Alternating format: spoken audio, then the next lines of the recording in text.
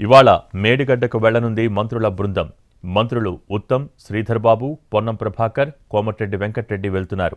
ఉదయం 10:30కు హైదరాబాద్ నుంచి హెలికాప్టర్లో బయలుదేరి 11:30 మేడిగడ్డకు చేరుకుంటారు. అక్కడ కాళేశ్వరం ఈఎన్సీ ప్రాజెక్టుపై పవర్ పాయింట్ ప్రజెంటేషన్ ద్వారా వివరిస్తారు. ఆ తర్వాత మేడిగడ్డ బ్యారేజ్ పియర్లు కుంగిపోవటం, అన్నారం, సుందిళ్ల బ్యారేజీలపై సమీక్ష చేస్తారు మంత్రులు. మధ్యాహ్నం 1 గంట నుంచి 2 గంటల వరకు మేడిగడ్డ బ్యారేజీని సందర్శించి క్యాంపునకు వెళ్తారు మంత్రులు. 3 గంటలకు హెలికాప్టర్లో మేడిగడ్డ నుంచి బయలుదేరి 3:20 అన్నారం బ్యారేజీకి చేరుకుంటారు. 3:20 నుంచి 4:20 వరకు అన్నారం బ్యారేజీని పరిశీలిస్తారు. 4:30 అన్నారం బ్యారేజీ నుంచి బయలుదేరి తిరిగి హైదరాబాద్లోని బేగంపేట విమానాశ్రయానికి చేరుకుంటారు. అయితే ఈ వ్యవహారంపై త్వరగా నిపుణుల కమిటీని నియమించాలన్నారు రిటైర్డ్ చీఫ్ ఇంజనీర్ సత్తిరెడ్డి.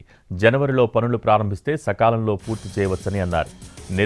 నిర్వహణపై ఒకరిపై ఒకరు ఆరోపణలు చేసుకోవడం సరికాదన్నారు. మేడిగడ్డ, అన్నారం, సుందిళ్ల బ్యారేజీలను కూడా నిపుణుల కమిటీతో తనిఖీ చేయించాలని అంటున్నారు.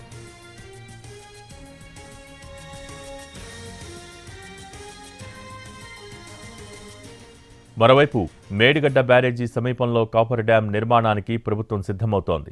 గతంలో బ్యారేజీ నిర్మాణం చేసిన సంస్థతోనే కాపర్ డ్యాం నిర్మించేలా ప్రయత్నాలు కూడా చేస్తోంది. అయితే వచ్చే సీజన్ వరకు ఈ ప్రాజెక్టు మరమ్మతులు అవుతాయా లేదా అన్న ఆందోళన మాత్రం రైతుల్లో నెలకొంది.